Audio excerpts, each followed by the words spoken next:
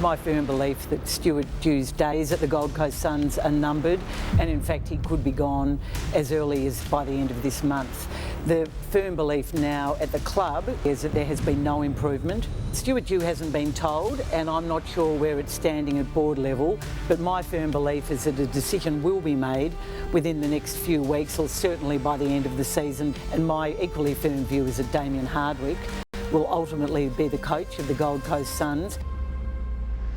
So I've said time and time again, Stewie's our coach, contracted for this year and next year, does a good job, he'll be contracted well into the future.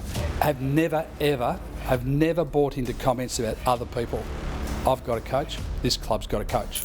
I saw a word unloaded. I don't think I unloaded, just answered some questions. We're in a performance industry. I wasn't looking for sympathy, and I won't, and I'll get on with my job because I love it. You should judge performance over the medium to long term, because if you get stuck in the weekly cycle, we'll be champions one week and chumps the next.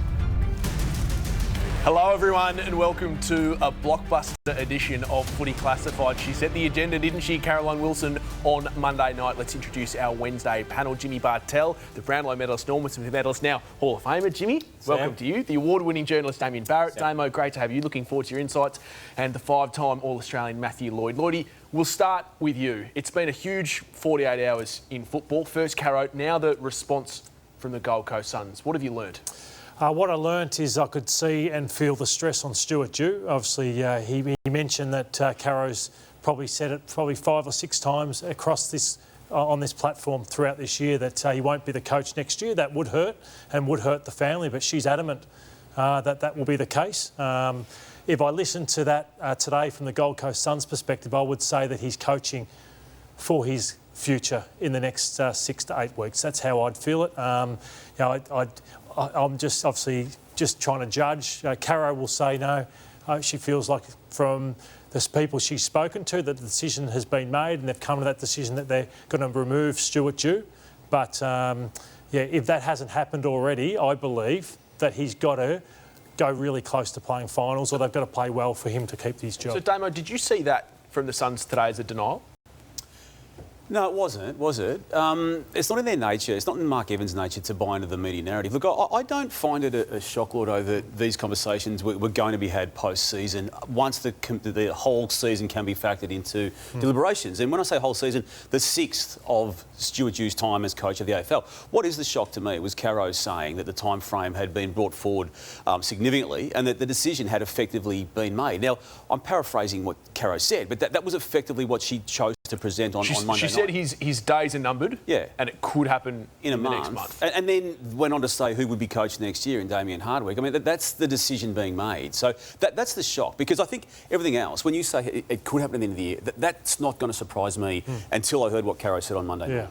Yeah, and the other part that added weight to it from Caro's perspective was speaking about a lack of confidence in the preparation and the strategy of Stuart Dew. Where does that come from? That can only come from people within the football club. So that's where I feel, how did he walk into the club today?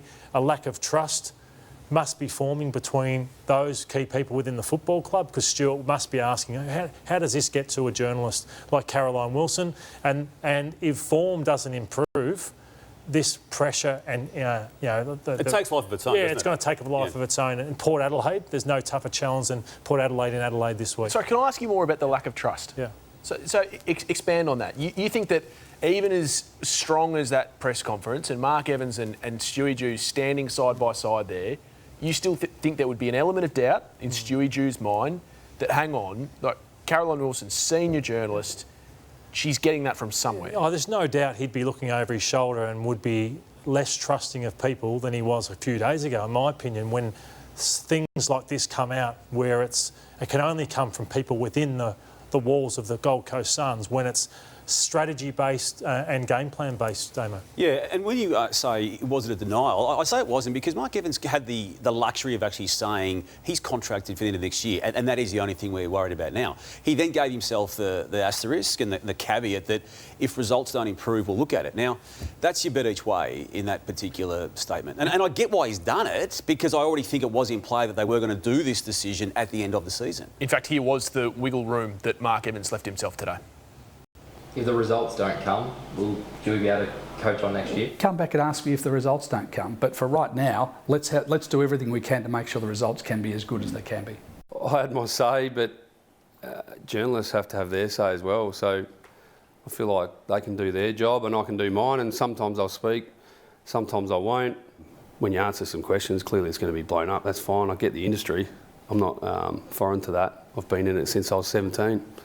Lloydie, can we have a look at the lack of preparation that Caro first reported on Monday? Because we've talked a lot about the off-field, but you've seen it on show in the on-field as well. Yeah, we call it the Collingwood Highway, which Stuart Dew gave the Collingwood Football Club on Sunday in this game, or Saturday afternoon it was. And this is the type of thing where it's already 34-3 and they were just opened up. So that is where it was a sellout. It was one of the biggest games in the club's history, and they were absolutely embarrassed, Jim, and that's where the pressure does fall upon everyone within the football club when performances like that happen and you expect more. Yeah, they would have hyped themselves up for this game, and of course, as you mentioned, 34-3, players would have fallen back into bad habits, and they would have probably protected their own patch. And you see in that kick-in, they all got drawn out to their direct opponent, and they're playing a high-quality side. Let's not forget, and it's no excuse to Gold Coast, they're playing the raging premiership favourites who know how to pull you apart. Again, I'm not making excuses for it, but just off the back of all that,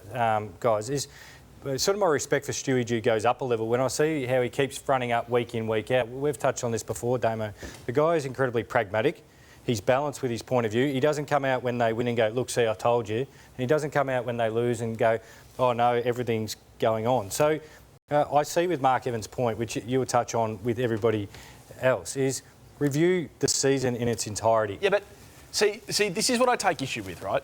I thought the way Mark Evans came out today was exactly what the Gold Coast Suns needed. Support you, coach, you absolutely do that. But the grab that we played in there off the opener about judge us over the long term. Well, hang on, he hasn't been there for 18 months. Like, this is his 6th season. They still haven't played finals. Now, not all of that is on him, and Damon, we'll talk about this a little bit more. It's the whole footy department. But we've judged him on the short term, medium term, long term. Yeah, I agree with that, Sam, but I think the point making is review the season in its entirety and review the whole department. As soon as we say that word review, everyone goes, oh no.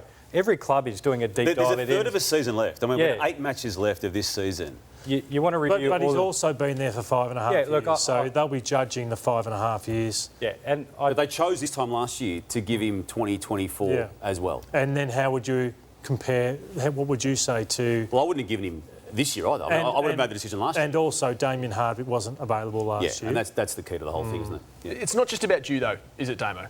I mean, you know, we've heard a statement from Bob East, we know the new chairman away at the moment, but have they got the setup there right, which has been a long term in the making, getting the other pillars to make sure that they've supported the coach well enough? Well, if they make the mistake of just exiting the coach, they're not doing the right proper processes either. I mean, Mark Evans has been there for the same time that Stuart Dew's been there. The AFL put Mark Evans in. You've got some recruiting issues that saw them salary dump and move out, you know, picks and players because of salary cap reasons. So, no, it would have to be an all-of-club, you know, proper review. They've been in there since 2011 and it's never, ever looked like it was going to take off. So everything we hear from the players is that they really like Stewie Dew, and there's a little bit we want to show now of one of their young stars, Bailey Humphrey, who was part of that deal with Rankin going out of the club and part of the reason why he committed long-term to the Suns. So half the reason I wanted to sign a long-term is about the coach. I knew Stewie would be the coach. I love him coaching. He's a great coach. The boys love him. He's good at reassuring people, and they are with their spot. So that was a glowing endorsement. But I do think sometimes we get caught up a little bit on what the players think, Lloydie. Like, ultimately, they are there to do a job under whoever it is that's coaching. Yeah, that's right. Some players like their coach, some players don't. He's a second-year player would be just loving these playing AFL football, and that's not taking anything away from Stuart Dew. But at the end of the day, the players don't make the decision. And Damo, just lastly on this, that the taboo part of all of this is the AFL lurking in the background. Ultimately, they own and run the club. Yep. Do you think they have much say over who's going to be coach next? Well, they have a vested interest in its performance, don't they? And they have had significant involvement in some decisions that have been made. I mean, Mark Evans going there, was Mark Evans being the football operations boss at the AFL at that point in time? They sent him there. So, yes, they have a say in it. They had a significant say and a significant involvement after the 2021 season. That was the second of the 2 COVID years. And so they should, though. So they should. And anyone that thinks that they're not are naive, I reckon. Yeah. And the name Chris Scott came up at that period of time, and it had come up before then, and it's come up since then. So, yeah, they have got a hands-on approach to this footy club, and they may need to again. And to sum it all up for me with the Gold Coast, 3 weeks ago, you go, I think they've come, they've arrived.